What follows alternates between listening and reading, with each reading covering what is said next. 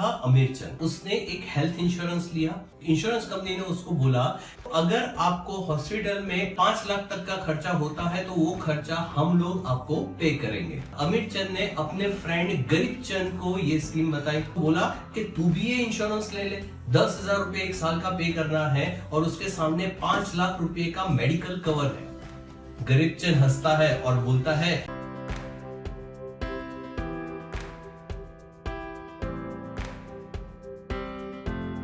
Hello friends, केम छो मजामा। Welcome to my channel जहां पे इन्वेस्टमेंट के ऐसे फंडास जो बहुत कॉम्प्लिकेटेड होते हैं उसको बहुत आसान भाषा में मैं आप लोगों को समझाता हूं। इन्वेस्टमेंट कब करना चाहिए, इस सीरीज का ये दूसरा वीडियो है। अगर आपने पहला वीडियो नहीं देखा है तो यहाँ पे आई बटन में और नीचे डिस्क्रिप्शन में मैंने लिंक दे दिया है। पहले जाइए, फर्स्ट वीडियो देखिए, उसके बाद ये सेकंड वीडियो अगर आप देखना चालू करते हो तो बहुत यूजफुल रहेगा। पहले लेक्चर में हम लोगों ने डिस्कशन किया था कि पैसा जो है उसके आउटफ्लो के 6 तरीके होते हैं, जिसमें से सबसे पहला तरीका था रिटायरमेंट प्लानिंग, यानी कि आपके टोटल सैलरी का 20% हिस्सा हम लोग साइड पे रखते थे। Second was day to day expenses and third outflow was savings for emergency funds. आज के इस लेक्चर में हम लोग बाकी के 3 तरीके के बारे में जानेंगे और इन्वेस्टमेंट कब करना चाहिए इसका आंसर भी आपको इस वीडियो में मिलेगा। चौथा पॉइंट समझाने के लिए मैं आपको एक स्टोरी बताना चाहता हूं। एक था अमीर चंद। अमीर चंद जो था उसने एक हेल्थ इंश्योरेंस लिया। हेल्थ इंश्योरेंस में इंश्योरेंस कंपनी ने उसको बोला अगर आपको हॉस्पिटल में एडमिट करना पड़ता है और उसमें अगर 5 लाख तक का खर्चा होता है तो वो खर्चा हम लोग आपको पे करेंगे। अब ये इंश्योरेंस लेने के बाद अमीर चंद ने अपने फ्रेंड गरीब चंद को ये स्कीम बताई। गरीब चंद को बोला कि तू भी ये इंश्योरेंस ले ले, 10,000 रुपए एक साल का पे करना है और उसके सामने 5 लाख रुपए का मेडिकल कवर है। गरीब चंद हंसता है और बोलता है कि अरे पागल, ये 10,000 रुपया तू जो पे कर रहा है वो भी तुझे वापस नहीं मिलेगा। अगर पूरे साल तुझे कुछ नहीं हुआ तो फिर ये पैसा तेरा चला जाएगा।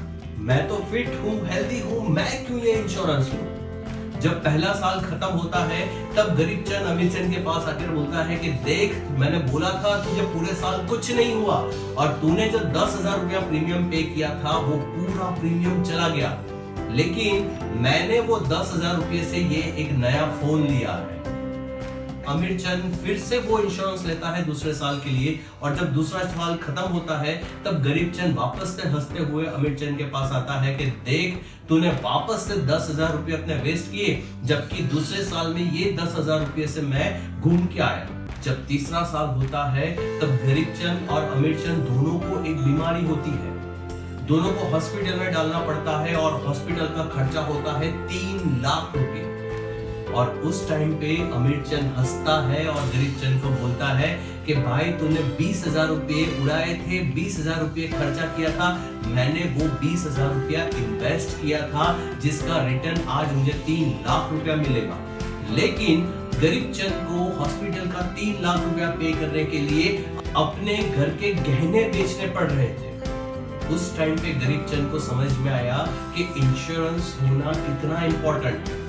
और इस स्टोरी से मैं भी आपको यही समझाना चाहता हूँ कि आपके पैसों का जो आउटफ्लो है उसमें चौथे रैंक पे आता है मेडिकल इंश्योरेंस। आज की लाइफस्टाइल अगर आप देखो, पॉल्यूशन का लेवल देखो तो बीमार होने के चांसेस बहुत ज्यादा बढ़ गए हैं। कौन से समय पे कौन सा बीमारी आ जाए हमें नहीं पता है और इसीलिए अगर हमारे पास मेडिकल इंश्योरेंस है तो हम लोग वो बीमारी से तो शायद नहीं बच पाएंगे, लेकिन फाइनेंशियली हम लोग टेंशन फ्री होकर अपना इलाज करवा सकते हैं।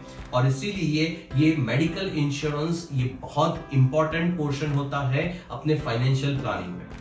इस स्टोरी को आगे बढ़ाते हैं। ये देखकर गरीब चंद को समझ में तो आ गया कि इंश्योरेंस लेना कितना जरूरी है और उसी वक्त उसने इंश्योरेंस एजेंट को घर पे बुलाया और हेल्थ इंश्योरेंस ले लिया। साथ में इंश्योरेंस एजेंट ने गरीब चंद को बोला कि आपको लाइफ इंश्योरेंस भी लेना चाहिए। अमीर चंद ने भी लिया है तो गरीब चंद ने अमीर चंद को फोन किया कि तूने किस तरीके का लाइफ इंश्योरेंस लिया।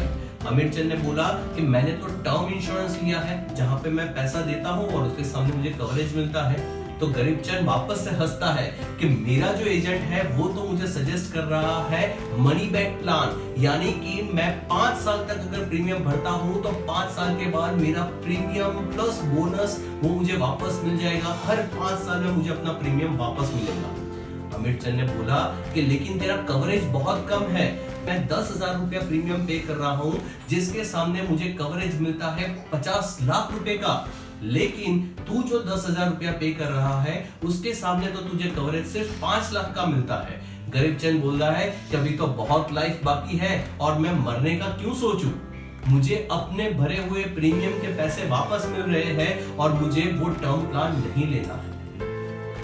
जब अमीर चंद और गरीब चंद इस दुनिया में नहीं रहे उस टाइम पे गरीब चंद के फैमिली को 5 लाख रुपया मिला जिससे वो हार्डली 2 साल सरवाइव कर पाए, लेकिन अमीर चंद के फैमिली को 50 लाख रुपया मिला जिसको उन्होंने बैंक पे रखा और उसके इंटरेस्ट से उन लोगों का घर 10 साल तक संभल गया, जिसमें अमीर चंद के जो छोटे छोटे बच्चे थे वो लोग पढ़ लिख गए और वो लोग इतने कैपेबल हो गए कि अब वो लोग बाहर जाकर पैसा कमाकर ला सके, जबकि गरीब चंद के बच्चे अच्छी स्कूल में नहीं पढ़ पाए क्योंकि उतना पैसा उनके पास था नहीं।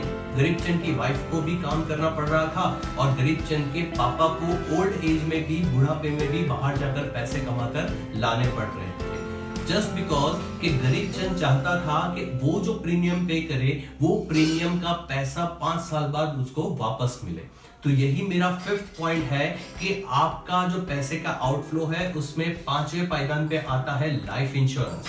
अगर आपको कुछ होता है तो आपकी फैमिली अभी का जो लाइफस्टाइल फॉलो हो रहा है उसी लाइफस्टाइल को कंटिन्यू करके कम से कम 10 साल अपने फाइनेंशियली अच्छी तरीके से निकाल पाए, उतना प्रोविजन आपको करके रखना है। अब हम लोग आते हैं अपने लास्ट पॉइंट पे, जिस क्वेश्चन के आंसर को जानने के लिए आपने दोनों वीडियोस यहां तक देखे।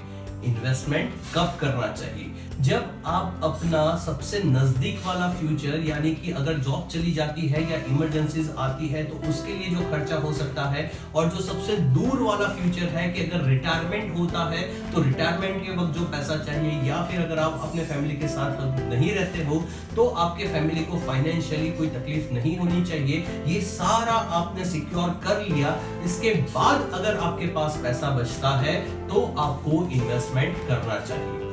और इस लेवल पे जब आप इन्वेस्टमेंट करते हो तो आपको ये टेंशन नहीं रहता कि अगर ये पैसा चला गया तो मैं अपनी लाइफ कैसे सर्वाइव करूंगा, बिकॉज ये जो पैसा है, जो बचा हुआ पैसा है, वो एक्स्ट्रा पैसा है जिसको आप ऐसी सिक्योरिटीज में, ऐसी एसेट्स में, ऐसी जगह पे आप इन्वेस्ट कर सकते हो जहां पे रिस्क हाई है। बिकॉज याद रखना, जहां पे रिस्क हाई है वहीं पे रिटर्न हाई मिलता है, तो आप अच्छे रिटर्न पाने के लिए ये पैसा उन जगहों पे भी इन्वेस्ट कर सकते हो। हाँ, मैं ये नहीं बोल रहा हूं कि जितना पैसा बचता है वो सारा पैसा हाईली रिस्की एसेट्स में लगाना चाहिए।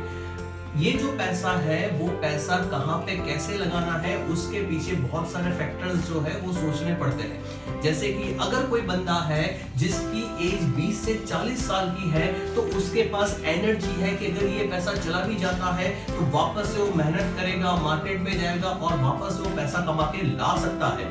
लेकिन अगर कोई बंदा है जिसका एज 55-60 इयर्स है, जो अगले 5 साल में रिटायर होने का सोच रहा है, तो फिर ये पैसा वो रिस्की एसेट में नहीं लगाएगा, क्योंकि अगर ये पैसा रिस्की एसेट में लगाया और ये पैसा चला गया तो अब उसको वापस से रिटायरमेंट लाइफ में काम नहीं करना है।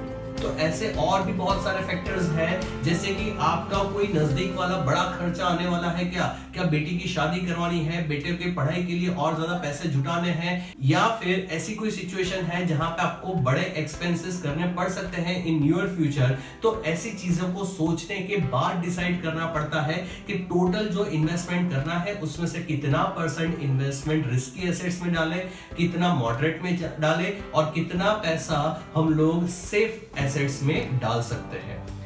वैसे सुनने में ये सब चीजें थोड़ी डिफिकल्ट लगती है, बट उतना डिफिकल्ट है नहीं। What you need is just a good financial advisor.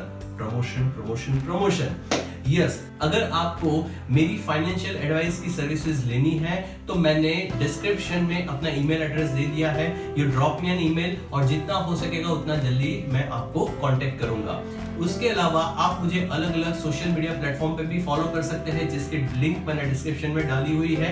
अगर ये वीडियो आपको पसंद आता है तो इसको लाइक करें। तो आज के वीडियो में हमने देखा कि मनी मैनेजमेंट का चौथा आउटफ्लो होता है health insurance which is mediclaim, पांचवा आउटफ्लो होता है लाइफ इंश्योरेंस और छठा आउटफ्लो होता है इन्वेस्टमेंट।